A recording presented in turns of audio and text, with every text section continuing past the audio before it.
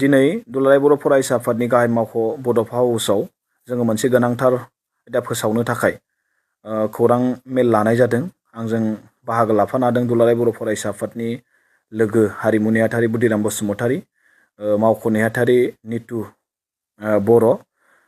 दिनै जों दुलाराय बर' फरायसा आफादा थांनाय 15 डिसेम्बर 2024 इं खालाराव खुंनाय 9थि मिरु रोंगौथि सायख' आनजाद बिनि फिथाइखौ जों फोसावनो नागिरदों। दा बिनि सिगां आङो माखासे आनजादनि सोमोन्दै एसे फोरमायथिनो नागिरदों। जोंना बे 9थि मिरु रोंगौथि सायख' आनजादा देग्लाय 9थि खेबनि थाखाय बियो खुंनाय जादों आरो बे गासै 18 जिल्लायाव बियो खुंनाय जादोंमोन। गासै एप्लाइ खालामनाया टटेल 16,721 फरायसाफ्रा थाखो 9 आरो 10 आव एप्लाइ खालामदोंमोन। बेनिनो आनजाद एपियार जादों गासै 18 जिल्लायावनो गासै 198 थामहिनबा 198 सेन्टाराव। क्लास 9 आव 7,560, क्लास 10 आव 7,670, गासै 15,230 बिजाथिफ्रा बे आनजादाव बाहागो लादोंमोन आरो बे आनजादनि फिथाइखौ जोङो दिनै फोसावनो थाखाय जों खोथा होदोंमोन। बेखायनो बेखौ दिनै जों फोसावनो नागिरदों।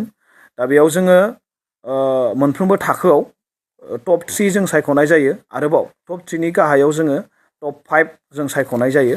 दा बेखायनो आं गिबियाव थाखो 10 नि टप 3 आव मोनजेननाय फरायसाफोरनि मुंखौ फोरमायना होनो नागिरदों। सेथियाव जोंहा मोननो हादों मिथिसार सोरगियारि। गासै जोंहा 200नि जायोमोन, गासै मार्कसा 200नि।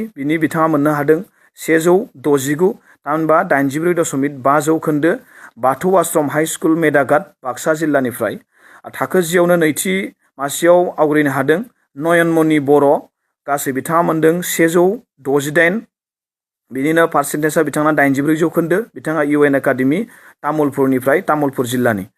थामथि मासियाव आवग्रिनो हादों जन बर'। बिथाङा गासै 167 मोननो हादों, 83.5 जौखोन्दो। बिथाङाबो बाथौ आश्रम हाइ स्कुल मेदाघाट बाक्सा जिल्लानिफ्राय। बियो थाखो 10 नि टप 3 आव मोननो हानाय। दायो आं फोरमायनो नागिरगोन थाखो 9 नि टप 3 आव मोननो हानाय फरायसाफोरनि जि फारिलाइ। सेथि मासि आवग्रिनो हादों दैजिरि नार्जारि। बेबो गासै 200 नाम्बारनि जायोमोन। बेयाव बिथाङा मोननो हादों 162, थामहिनबा 81 जौखोन्दो। बिथाङा बाथौ आश्रम हायार सेकेन्डारि स्कुल बरमानिफ्राय, बाक्सा जिल्लानि। नैथि मासि मोननो हादों जुहिसा कसारि। बिथाङा 159 मोननो हादों, बिनि 79.5 जौखोन्दो। बिथाङा UN एकाडेमि आंगारद'आ बाक्सा जिल्लानिफ्राय। नैथि मासियाव जोंहा 2 मोननो हादों आरो सासे जोंहा मोनबावदों दिपारानि बसुमतारी। बिथाङा 159 मोनदों, 79.5 जौखोन्दो। बिथाङा जोंमा रेसिडेन्सियेल बड' मिडियाम हायार सेकेन्डारि स्कुल चिरां जिल्लानिफ्राय। आरो थामथि मासिखौ मोननो हादों स्वर्नलता नार्जारि। बिथाङा 154 नाम्बार मोननो हादों, गासै 77 जौखोन्दो। बिथाङा फरायसालिया जाबाय दक्सिन बिजनि हाइ स्कुल चिरां जिल्लानिफ्राय। बियो जोंहा थामथि मासि आवग्रिनो हानाय फरायसाफोरनि फारिलाइ। दा बिनिफ्राय जोङो 5थि मासि, बे थामथि मासियाव जाय मोननो हायासै बिनि गाहायनिफ्राय जोङो टप 5 जों बासिनाय जायो। आरो बे टप 5 खौ आं फोरमायथिनो नागिरदों। क्लास 10 नि टप 5 आव जोंहा सेथि मासियाव 2 फरायसाफ्रा मासि 2 मोननो हादों। सेथियाव सासे मोननो हादों माजुलि बर'।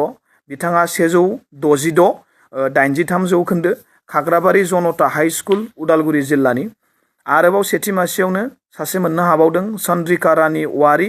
बिथाङा 166 मोननो हादों, 83 जौखोन्दो। बिथाङा UN एकाडेमि बरपेटा रड, बरपेटा जिल्लानिफ्राय। नैथि मासि मोननो हादों मनिषा बसुमतारी। बिथाङा गासै 162 मोननो हादों।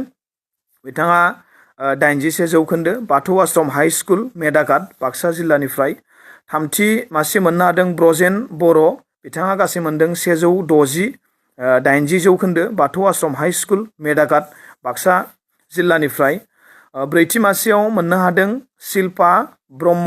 बिथाङा गासै 158 मोननो हादों, 79 जौखोन्दो। हरिनागुरि हाइ स्कुल क'क्राझार जिल्लानिफ्राय। बाथि मासि मोननो हादों हायनास्रि खेरखातारि बिथाङा गासै 156 मोननो हादों 78 जौखोन्दो। बिथाङा GBN हाई स्कुलनिफ्राय सरुपेटा बरपेटा जिल्लानि। बेयो जाबाय थाखो 10नि आरो थाखो 9आवबो जोङो बिदिनो टप 5 जों सायख'नाय जायो।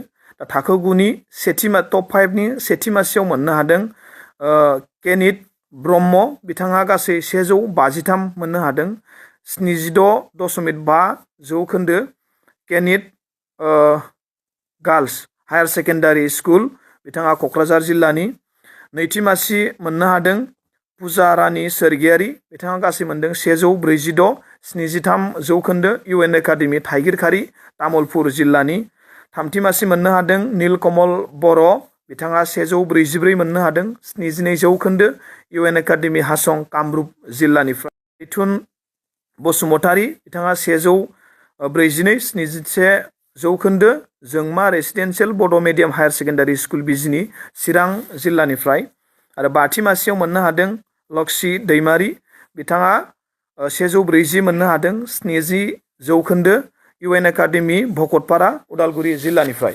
दा जोङो बे फरायसा बिथांमोननो इनकारेज जानो थाखाय आरो HSLC एबा मेट्रिक आनजादनि सिगां एसे एडभान्सै प्रिपारेसन जानांगौनि थाखाय जों बे मिरु जेरै रोंगौथि सायख' आनजाद जों बेखौ खुंनाय जायो। आरो बेयाव जोंहा अबजेक्टिभ टाइप बा MCQयै जोंहा 100% MCQ जायो। गासै जोंहा 200 नाम्बारनि जायोमोन बेयाव सानखान्थि इंराजि गोरलै बिगियान आरो GK गासै 50 खरै मोनब्रै 200नि जायोमोन।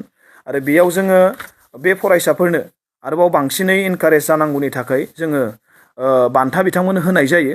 बेखायनो सेथि बान्थाखौ जोङो 20,000 होनाय जायो आरो नैथि बान्थाखौ 15,000 आरो थामथिखौ 10,000 माने क्लास 10आव 3 9आव 3 टप 3 बिथांमोननो बेखौ होनाय जायो। बिनिफ्राय जाय फरायसाफ्रा टप 3आव गाखोनो हायासै बिनि गाहायनिफ्राय टप 5 जों लानाय जायो आरो बे टप 5आव मोननायफोरनो गासैनोबो खनसेनि थाखाय स्कलारशिप हिसाबै जोङो 2,000 खरै होनाय जायो।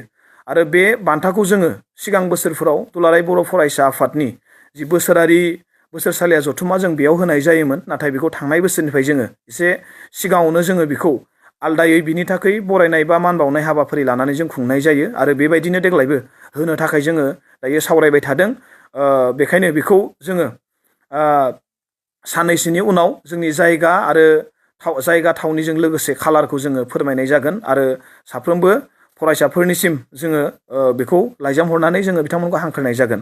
आरो बेजों लोगोसे जाय फरायसाफ्रा टप 3 आरो टप 5आवबो जायफ्रा गाखोनो हायासै दा बिथांमोना रिजाल्टखौ हयथ' मिथिनो लुगैयो। दा बेखायनो बेखौ जोङो जिल्ला एबसुनिफ्राय बा जोंनिफ्राय बेखौ सेन्टार वाइसआव बिथांमोननि मार्क्सखौ जोङो होनाय जागोन। आरो बिथांमोना गावबा गावनि मार्क्सखौ बेसेबां मोनदों बेखौ मिथिनो थाखाय बिथांमोना सेन्टार वाइस गाव जि जायगायाव आनजाद होदोंमोन बेयाव थांना बिथांमोना खबर लाबा गावबा गावनि मार्क्सखौ मोननाय बिथांमोना जागोन। दा दिनै बेखायनो दुलाराय बर' फरायसा आफादनिफ्राय जि बानजायनायजों जि 9थि मिरु रोंगौथि सायख' आनजाद बेनि जि फिथाइ जों बेखौ बेयावनो फोसावनाय जाबाय।